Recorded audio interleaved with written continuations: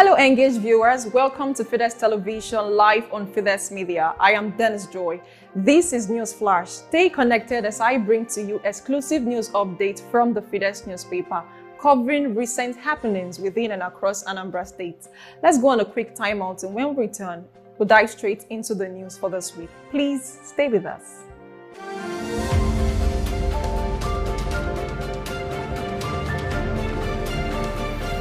Welcome back. Now let's look into the major stories for this week. 13th convocation. Tansian Varsity graduate 414 installs Father Professor Obiora Idemobi as Chancellor Pro-Chancellor. It was a gathering of who is who and celebration of excellence on Saturday, 30th March 2025 at Tansian University, Umunya main campus in Oyi local government area of Anambra State, as the Citadel of Learning held its 13th convocation ceremony amidst pomp and ceremony. This story is continued on page 15 of the Fides newspaper. Another major story contained on the front page reads, Umahi's commendation of Soludo, red light for APC in Anambra. Let's look further into the story. Recently, former governor of Ebonyi State and Minister of Works, Engineer Dave Umahi, visited Anambra State on a working visit. His mission was to flag off the construction of a federal road connecting towns in Anambra State from Ogbunike through Second Niger Bridge to join the Asaba end in Delta State, which had earlier been flagged off. This story is continued on page 4 of the Fides newspaper. Onitsha market fire, heartbreaking, says Obi, calls for collective support. Former governor of Anambra State and presidential candidate of Labour Party in the 2023 general elections, Mr. Peter Obi, has described the fires that destroyed parts of 2 markets in Onitsha as heartbreaking, owing to the huge material loss involved. Obi stated this when he paid a sympathy visit to the major fire disaster sites in Onitsha, the burnt electronics market at Iweka Road, and the destroyed warehouse at Ifejirika Street within the main markets. Details of the story can be found on page 5 of the Fides newspaper. Also on page 10 and 11, First Communion confirmation go up in Vatican statistics. Another major story on the front page of the Fides newspaper reads, Soludo renames Asatu, Astok, appoints Sir DK chairman. Anambra State Governor Professor Chukwuma Soludo has approved the renaming of Anambra State Association of Town Unions, Asatu, to Anambra State Town Union Council, Astok.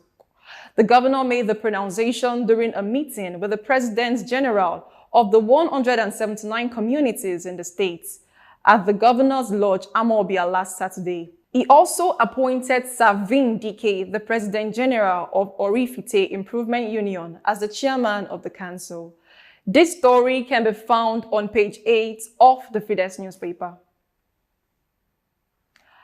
Anambra electricity consumers protest poor services, demand unbundling of EEDC. Let's look further into the story. A group of electricity consumers in Anambra State under the aegis of Electricity Consumers' Rights Network, ECRN, has protested what they call the poor services of the Enugu Electricity Distribution Company, EEDC. The group also called for the immediate unbundling of the EEDC, saying the company had not shown the capacity to be able to take care of the entire Southeast. You can get more details of the story on page 8 of the Fides newspaper. Meanwhile, killing of northern travelers in Edo State, truth of the matter. You can check out page 14 of the Fides newspaper for more details of the story. And on our advertorial page, list of projects currently above 50% completion in Anambra State. You can get more details of our advertorial for this week on page 2 of the Fides newspaper. Now let's move over to our editorial segment for this week. Checking threats posed by dangerous foreign elements. Let's look further into the editorial. As the country battles to get to grips with the high rates of criminality, many states are beginning to make their own security arrangements to safeguard their citizens. Anambra State is part of this. But what seems a worrying trend is the influx of some foreign elements into the state, mostly from the northern parts of the country where the menace of Fulani herdsmen and Boko Haram has since sacked many communities, including the Middle Belt. Details of our editorial for this week can be found on page 3 of the Fides newspaper. And that brings us to the end of this week's episode of News Flash. Many thanks for tuning in. Please do well to follow us on all our social media handles to keep abreast with latest news information. And always remember to grab a copy of the Fides newspaper for better reading experience. I'm still your anchor on News Flash, Dennis Joy. Until I come your way next time, have a lovely evening.